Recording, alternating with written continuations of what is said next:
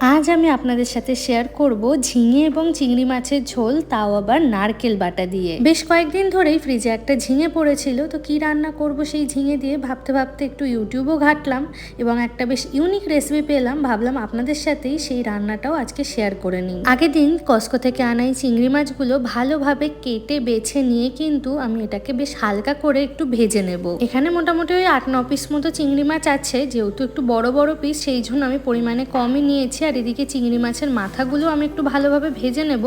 এগুলো আবার অভিজিৎ খেতে বেশ ভালোবাসে। আজকে আমি রান্নাটা একটু রিচ করেই করব, তবে এটা কিন্তু একদম পাতলা ঝোল ভাবেও করা যায়, সেটাও আমি এই ভিডিওতে আপনাদের সাথে শেয়ার করেই নেব। এখানে চিংড়ি মাছ ভাজার সর্ষের তেলের মধ্যেই আমি কিছু গরম মশলা দিয়ে দিলাম। এখানে দিয়েছি তেজপাতা, শুকনো লঙ্কা আর একটা দারচিনি।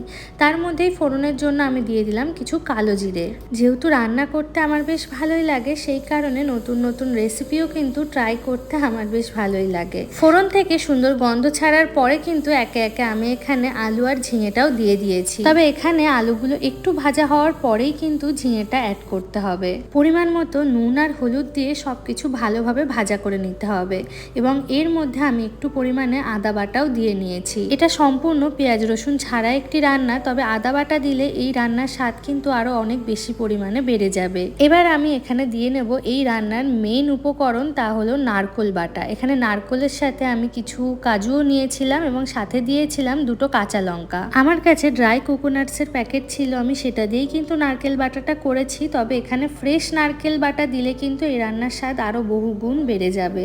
পরিমাণ মতো নুন দিয়ে সবকিছু ভালো করে নাড়ি চাড়িয়ে নিতে হবে। রুটি বা পরোটার সাথে খেতে হলে এটা একটু মাখো মাখো করতে পারেন, তবে আমরা যেহেতু ভাতের সাথে খাবো তাই আমি একটু বেশি করেই এখানে ঝোল রাখছি। জল দিয়ে ভালো করে ফুটিয়ে নেওয়ার পরে এখানে আমি একে একে আগে থেকে ভেজে রাখা চিংড়ি মাছগুলো দিয়ে দিচ্ছি এবং চিংড়ি মাছগুলো দেওয়ার পরেও কিন্তু আরো বেশ খানিকক্ষণ আমি এটাকে ঢাকা চাপা দিয়ে রান্না করব। এবার বলি, এটাকে যদি কেউ পাতলা ঝোল করতে চায় সেক্ষেত্রে নারকেল বাটাটা কিন্তু একদম কম পরিমাণে দিতে হবে এবং কাজুও সেখানে 2-4টে নিলেই হবে। রান্না আমার কমপ্লিট। এবার আমি এখানে 1 চামচ মতো নামানোর আগে ঘি দিয়ে নেব। ঘি দেওয়াতে কিন্তু স্বাদ কিছুই বদলাবে না, তবে একটা সুন্দর গন্ধ বেরোবে। এবং অতি অবশ্যই নামানোর আগে 2-4 দানা চিনি দিতে কিন্তু একদমই ভুলবেন না। আমি এটা আমার সব ভিডিওতেই প্রায় বলি যে ঝাল রান্নাতে চিনি এবং মিষ্টি রান্নাতে নুন কিন্তু একদম মাস্ট দেওয়া প্রয়োজন।